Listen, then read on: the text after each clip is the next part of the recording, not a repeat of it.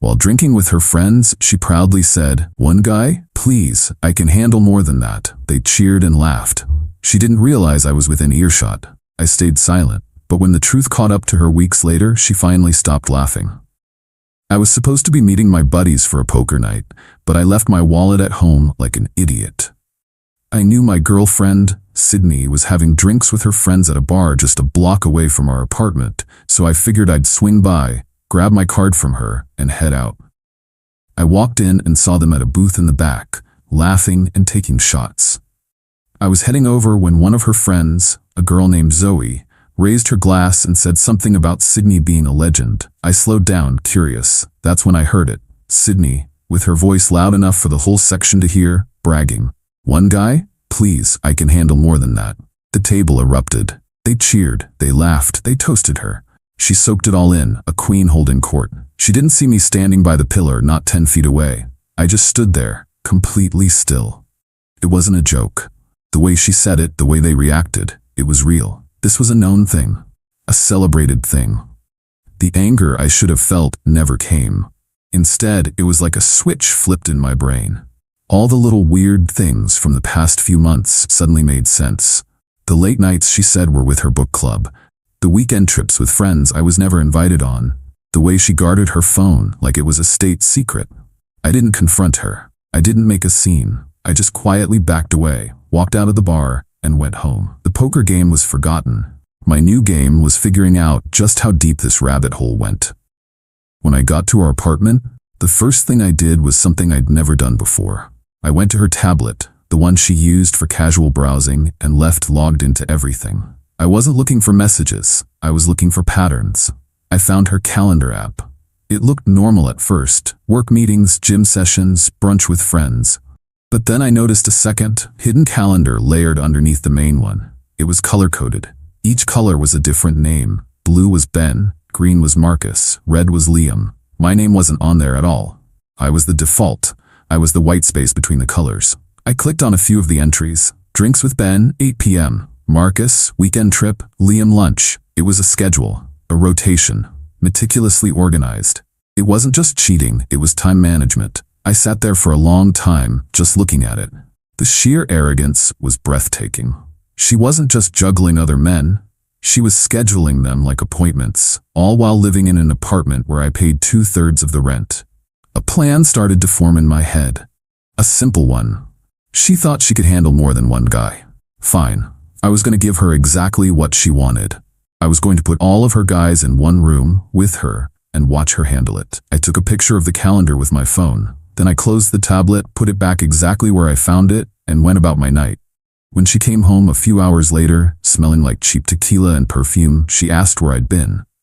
"Had to cancel on the guys," I said, not looking up from my book, feeling a little tired. "Oh, poor baby," she said, kissing the top of my head. "You work too hard."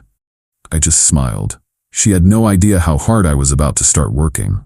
Update 1. The first step in my plan was to learn everything I could about the names on the calendar. Ben, Marcus, and Liam. I needed to know who they were, what they did, and most importantly, what they looked like. Sydney's arrogance was my greatest tool. She was so confident in her system that she got sloppy. I started with her social media. She had me blocked from seeing her tagged photos, a red flag I had previously dismissed as her wanting privacy. I created a fake account, a generic profile of a girl in another city, and sent follow requests to her and all her friends. Within a day, Zoe and another one of her friends had accepted. Their accounts were public. It was like opening a door she had tried to lock. The tagged photos were a treasure trove. It took me less than an hour to put faces to the names.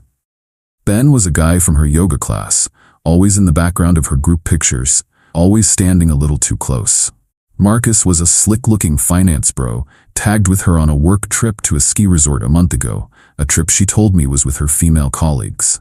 Liam was a musician in a local band. She had dozens of pictures from his shows, always with captions about supporting local artists.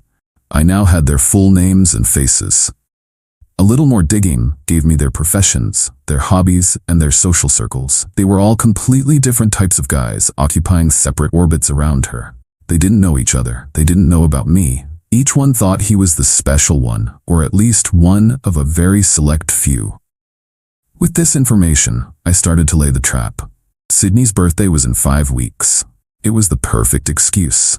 Every year she loved to throw a huge party, always insisting on planning it herself to make sure it was perfect. This year I was going to help. I brought it up one night over dinner.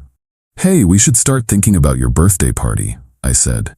"Let's do something big this year. You deserve it." She lit up. "I was thinking the same thing. Maybe we could rent out that private room at the Grove?" "Perfect," I said. "Let's make a guest list. I want to make sure we invite everyone important to you."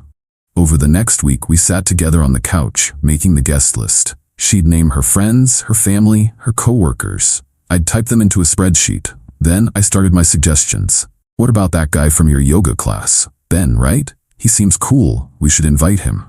She froze for a second. "Oh, I don't know if he'd want to come. It's more of a close friends thing." "Nonsense," I said. "You guys hang out all the time. It would be rude not to. I'll grab his contact info from Zoe's page." I did the same for the others, using information I had gathered. "Hey, wasn't that guy Marcus on that ski trip with you? We should invite him and his work friends. Make it a real party. You should definitely invite Liam and his band. Maybe they'd even play a song for you. It would be epic." For each one, she had a moment of panic, a flash of fear in her eyes. But how could she say no? Refusing to invite these friends would be an admission of guilt. She was trapped by her own lies. By the end of the week, Ben, Marcus, and Liam were all on the official guest list for her birthday party. She had no choice but to send them the invitations. The next part of the plan was to sow the seeds of chaos. I needed to make sure that on the night of the party, each of these guys felt like they had a special claim to her. I started subtly dropping information to Sydney, knowing she would pass it on. "You know," I said one night, scrolling on my phone, "my cousin just got engaged. His girlfriend gave him this really nice watch as an engagement present. Pretty cool idea." 2 days later, I saw a charge on our shared credit card statement for a very expensive watch. I knew it wasn't for me. It was for one of them. She was marking her territory. I did the same with vacations. "My buddy just got back from a weekend trip to the coast with his girlfriend," I mentioned. "He said it was super romantic. We should do something like that soon." A week later, I overheard her on the phone, talking in a low voice about a surprise beach trip she was planning. She wasn't talking to me. I was building a narrative in each of their minds. Each one was being led to believe that he was on the verge of becoming the main guy. The watch, the planned trip, the constant attention, it was all designed to inflate their egos and their expectations. The final touch was the party itself. I took care of all the logistics. I booked the venue, I hired the DJ, and I arranged for an open bar. I wanted everyone loose and talkative. I also hired a photographer, a friend of a friend, telling him I wanted lots of candid shots of the night. "Capture all the little moments," I told him. The stage was set. The actors were all invited. The script was written by Sydney herself, a tangled mess of lies and half-truths. All I had to do was sit back and watch the premiere. Her birthday was going to be a night she would never ever forget. Update 2. The night of the party arrived. Sydney was a nervous wreck, but not for the reasons I knew. She was stressed about her dress, about the decorations, about whether enough people would show up. She was completely oblivious to the social minefield she had laid for herself. A minefield I was about to guide her through. She looked stunning, I'll give her that. She was wearing a sparkling dress that was designed to be the center of attention. As we walked into the private room at the Grove, I could see she was in her element. The music was playing, the bar was open, and her friends were all there, ready to celebrate her. I played the part of the doting boyfriend. I got her a drink, I introduced her to some of my work friends who had come, and I made sure the photographer got a few nice shots of us together. Then I faded into the background. The guests of honor started to arrive. First came Ben, the yoga guy. He brought her a thoughtful, expensive-looking gift bag. She gave him a long, intimate hug, whispering something in his ear. I saw him glance over at me with a look of smug pity. He thought I was the clueless boyfriend. He was right, just not in the way he thought. Next came Liam, the musician. He was with his bandmates, all of them looking too cool for the room. He handed Sydney a single rose and kissed her on the cheek, letting his hand linger on her waist for just a moment too long. She laughed and led him over to meet some of her friends. The final piece, Marcus the finance bro, arrived fashionably late. He was loud, confident, and carrying a bottle of champagne that probably cost more than my car payment. He didn't hug Sydney, he kissed her. A quick but definite kiss on the lips, right there in the middle of the room. I saw Ben's face tighten from across the bar. Liam, who was talking to a group nearby, stopped mid-sentence. Sydney, to her credit, was a master of chaos. She handled the moment with a panicked grace, laughing it off and quickly pulling Marcus into the crowd. But the seeds were planted. The three of them were now in the same room, and they had all seen each other's interactions with her. The air was thick with unspoken questions. My job for the rest of the night was to be a facilitator of awkwardness. I made a point of introducing them to each other. Ben, have you met Marcus? Marcus is a friend of Sydney's from her old work trip, I'd say, with a friendly smile. Ben and Sydney do yoga together. I'd watch them shake hands, their eyes sizing each other up, a silent battle of egos playing out in a handshake. I did the same with Liam. Liam, man, great to see you. This is Ben. He's a good friend of Sydney's. I was connecting the dots for them, drawing lines between the separate worlds Sydney had so carefully built. She kept trying to run interference, pulling them into different conversations, keeping them physically separated. It was like watching someone try to juggle chainsaws. The turning point came about 2 hours into the party. The open bar had done its job. Marcus, fueled by champagne and arrogance, decided to make his move. The DJ put on a slow song. Marcus walked straight up to Sydney, who was talking with Ben, and cut in. He pulled her onto the dance floor, his hands firmly on her hips. Ben was left standing there, looking furious. He walked over to the bar and ordered a double whiskey. Liam, who had been watching the whole thing from across the room, put down his beer and started walking towards the dance floor. I knew this was the moment. I found the photographer. Hey, I said.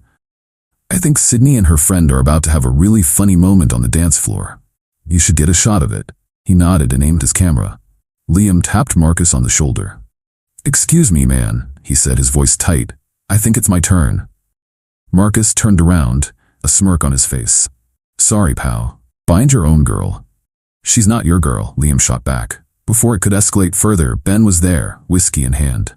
Actually, he said, his voice slurring slightly, I think both of you need to back off. Sydney and I have something special. The three of them were now standing in a circle on the dance floor, with Sydney in the middle, her face a mask of pure, unadulterated panic. The music had stopped. Everyone was watching. The photographer's flash was going off like a strobe light. Sydney looked around desperately, her eyes landing on me. She had a pleading look on her face, begging me to come and save her, to fix the mess she had created. I just stood there, by the bar, and raised my glass in a silent toast. She could handle more than one guy, after all. Now was her chance to prove it. Final update. The scene on the dance floor was the climax of a disaster movie Sydney had written, directed, and starred in. The three of them, Ben, Marcus, and Liam, started arguing, not yelling, but that tense, low-voiced arguing that's almost worse. Each one was staking his claim, revealing little details that contradicted the others. She's planning a trip to the coast with me next month, Marcus declared. That's funny, Ben countered, because she just bought me a $2,000 watch as an anniversary gift. Liam just laughed. An anniversary? We've been seeing each other for 6 months. She told me she was breaking up with her boring, long-term boyfriend. That boyfriend, of course, was me, and I was standing not 20 feet away. The whole room heard it. Every friend, every coworker. The silence was absolute. Sydney just stood in the middle of them, speechless. The web of lies was too tangled. There was no escape. She finally did the only thing she could. She burst into tears and ran out of the room, pushing past her friends who were staring in stunned silence. The party died a quick and awkward death after that. Her guests of honor, realizing they had all been played by the same woman, just sort of glared at each other and then left in separate directions. Her friends, including Zoe, couldn't even look at me. They just gathered their things and scurried out. I stayed. I paid the photographer, I tipped the bartender, and I thanked the hosts for a memorable evening. When I finally left, the room was almost empty. I didn't go back to our apartment that night. I had already packed a bag and booked a hotel room. I knew the apartment would be the last place on earth I wanted to be. My phone started blowing up almost immediately. Dozens of texts and missed calls from Sydney. Voicemails that ranged from furious accusations to pathetic, sobbing apologies. I didn't listen to a single one. The next day, I went to the apartment to get my things. I had asked 2 of my biggest friends to come with me, just in case. Sydney was there, her eyes red and swollen. She tried to block the door. "We need to talk," she said. "No, we don't," I replied, moving past her. "I already heard everything I need to know. Your friends heard it. The whole world heard it." She followed me around the apartment as I packed, alternating between begging and blaming. She said I had humiliated her. She said I had ruined her life.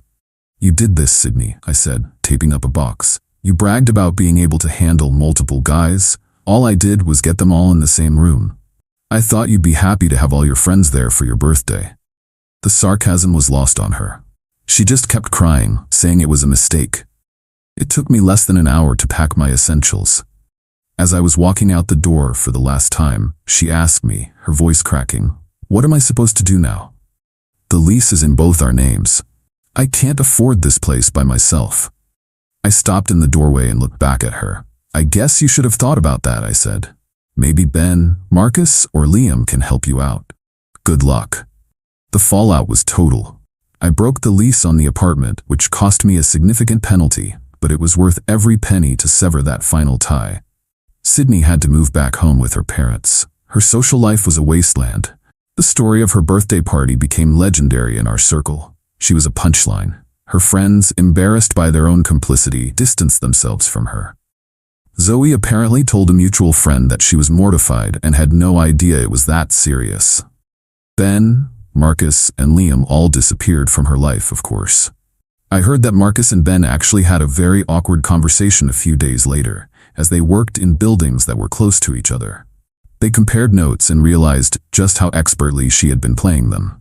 As for me, I got my own place, a smaller and cheaper apartment that was all mine. The peace is indescribable. I took some time for myself, reconnected with my own hobbies, and focused on my own life. About 2 months after the party, I ran into Sydney at a coffee shop. She looked tired and unhappy.